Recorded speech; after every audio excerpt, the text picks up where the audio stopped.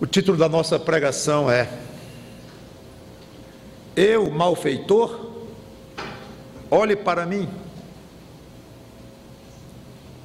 Eu, malfeitor, olhe para mim. 1 Pedro capítulo 2, versículos 11 e 12, continuando nossa série de exposição do livro de 1 Pedro.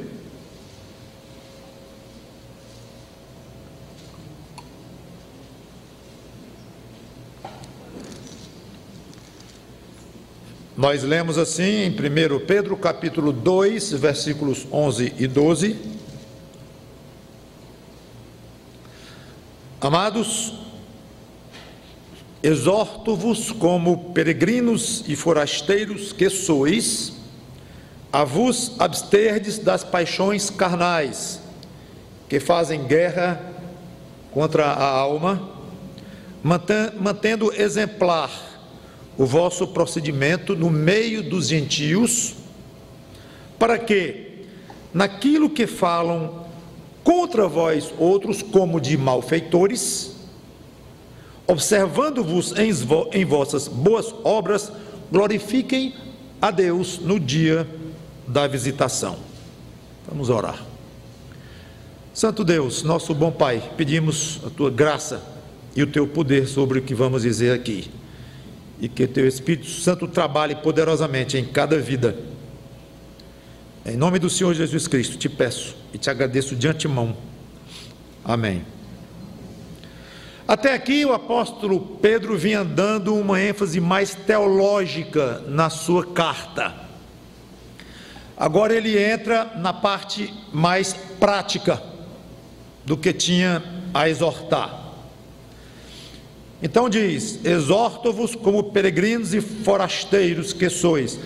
Pedro já havia falado na ideia de forasteiro, de estrangeiro, lá no primeiro versículo do capítulo 1, ele começou a carta dele dizendo: Pedro, apóstolo de Jesus Cristo, aos eleitos que são forasteiros da dispersão. Então ele já tinha usado esse mesmo termo para os seus leitores, dando a entender que eles estavam em terra estranha, os crentes estão em terra estrangeira aqui no mundo.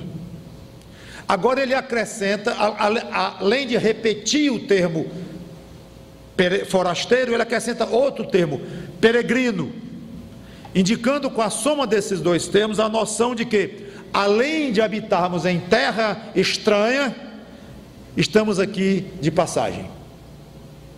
Esses dois pontos são importantes para a nossa atitude como crente. Eu estou aqui neste mundo, primeiro, como estrangeiro. Eu não sou daqui. Por mais que eu pareça daqui, por mais que eu pense que seja daqui, por mais que eu me sinta, às vezes, daqui, eu não sou. E segundo, estou aqui por pouquíssimo tempo. Esses dois fatores são importantes. Não é à toa que Pedro usa os dois termos.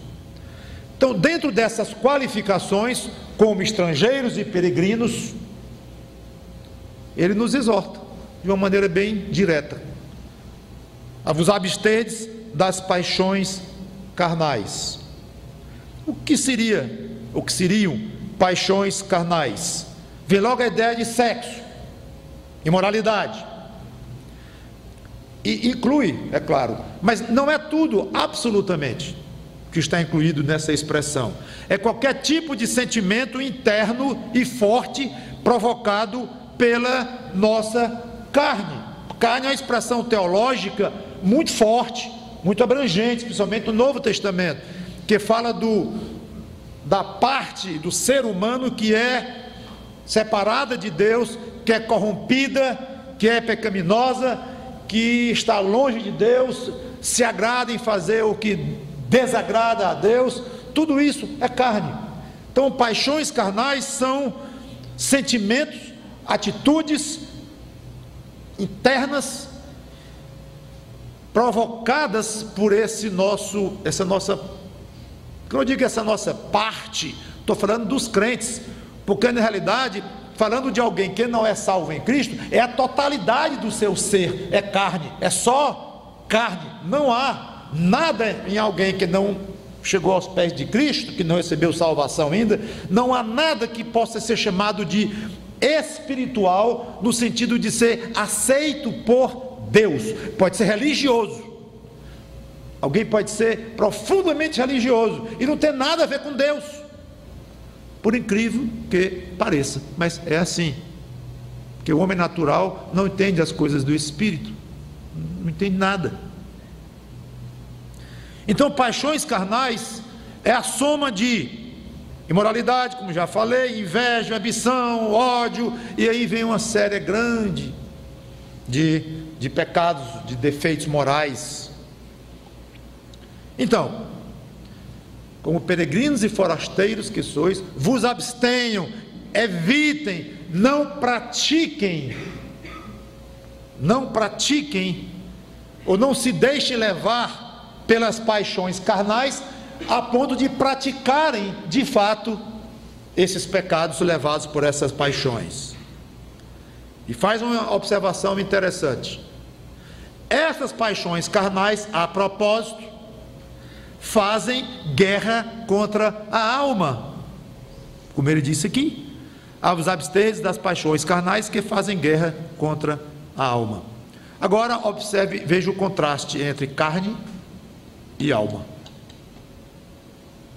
Carne, acabei de explicar, olhando para uma pessoa salva em Cristo, a parte pecaminosa ante Deus, influenciada pelas coisas do mundo e do diabo, e de si próprio. Nós temos 3 grandes inimigos de nós mesmos, o crente tem: a própria carne, que reside dentro dele. Se ele estiver sozinho no mundo, só, numa ilha, naufragou, morreu todo mundo, só ele nadou e se salvou numa ilha, sozinho, ele tem um grande inimigo naquela ilha: a sua própria carne. Faz guerra contra a alma daquele cidadão, daquela pessoa. O diabo é o outro grande inimigo que quer nos derrubar. O inimigo, obviamente, agora é externo, um ser espiritual, angelical, maligno, até onde possa ser, tecnicamente angelical. Digo que ele foi de fato um anjo antes de decair e se tornar profundamente maligno, malicioso, sendo até designado como o pai da mentira e inimigo de tudo que se chama Deus. O diabo é outro nosso grande inimigo. Tem outro, o terceiro, o mundo, as coisas que nos cercam, o sistema mundano decaído, pecaminoso, do qual a Bíblia diz que o diabo é o Deus dele, deste século, deste mundo. Então são esses 3 grandes inimigos que o mundo tem, que nós temos contra nós mesmos. A carne, ela é sensível então a essas coisas que fazem mal à alma. E quanto à alma, refere-se aqui nesse contexto à parte espiritual daquele que é habitação do Espírito Santo, tendo se convertido a Cristo, que deseja intensamente honrar a Deus, agradar a Deus, formando uma guerra espiritual dentro do crente, do salvo em Cristo. Romanos 7, 15 a 25, vocês vão ver a descrição de um conflito grande dentro do apóstolo Paulo. Valiosíssima essa parte da palavra de Deus, porque Paulo abre o coração e mostra quem ele era. Romanos 7, 15 a 25, diz: porque nem mesmo compreendo o meu próprio modo de agir, pois não faço o que prefiro, e sim o que detesto. Ora, se faço o que não quero, consinto com a lei, que é boa. Neste caso, quem faz isto já não sou eu, mas o pecado que habita em mim. Porque eu sei que em mim, isto é, na minha carne, Aí ele explicou, já falou da primeira parte dele agora, da carne, não habita bem nenhum, pois o querer, o bem está em mim, não porém o efetuá-lo, porque não faço o bem que prefiro. Ele repete, já tinha dito isso antes, mas ele repete, mas o mal que não quero, esse faço. Alguém lê e diz, coitado deste homem, que confusão. Só que a gente lê e pensa assim, coitado deste homem, ou desta mulher que está lendo aquilo, ou dessa moça, ou de qualquer um. Coitado de qualquer um que seja crente, porque passa pela mesma guerra. Se alguém não entende o que eu estou falando aqui, e não pode testemunhar essa guerra interna, pode ter certeza, amigo ou amiga, corra aos pés de Cristo e se converta, porque você não entende nada ainda, nem passou pelo processo de salvação. Quem não tem, quem não reconhece que tem, sabe que tem uma guerra interna, não sofre com essa guerra, não passou pelo processo de salvação. Ele continua, porque, já li o 18, o 19, 20, mas se eu faço o que não quero, já não sou eu quem o faz. Ora, Paulo, e quem é? E sim o pecado que habita em mim, como se o pecado fosse outra coisa, um outro Paulo, dois Paulos aqui dentro. Ele fala, e eu quero, mas não quero, porque eu quero, mas o pecado que habita em mim não quer. Como é isso? Então, ao querer fazer o bem, encontro a lei que o mal reside em mim. Do apóstolo Paulo. Porque no tocante ao homem interior, tenho prazer na lei de Deus. A segunda parte do apóstolo Paulo, lá no versículo 18, ele falou na primeira parte, na minha carne não habita bem nenhum.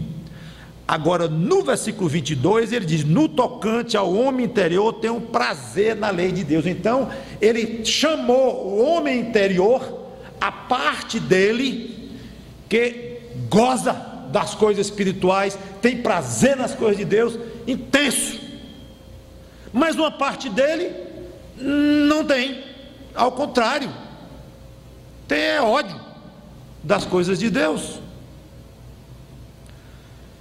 Mas vejo nos meus membros outra lei que, guerreando contra a lei da minha mente, me faz prisioneiro da lei do pecado que está nos meus membros. Aí ele grita, coitado, desesperado, versículo 24, desventurado homem que sou, infeliz que eu sou, quem me livrará do corpo desta morte? Esse corpo está acabando comigo, é uma guerra, é cansativo, é terrível, sou prisioneiro de uma lei terrível que ainda habita dentro de mim, que é a lei do pecado. Quero me livrar disto. Mas ele não fica nesse grito de desespero, porque aí vem o versículo 25 que salva tudo. Graças a Deus por Jesus Cristo, nosso Senhor, de maneira que eu de mim mesmo com a mente sou escravo da lei de Deus. Aí ele repete, mas segundo a carne, da lei do pecado. Aí o capítulo 8, ele é um brado de exultação. É uma pena eu parar aqui, porque nós vamos no outro rumo, mas só para dar um gostinho do capítulo 8, agora pois já nenhuma condenação há para os que estão em Cristo Jesus, porque a lei do Espírito da vida em Cristo Jesus te livrou da lei do pecado e da morte.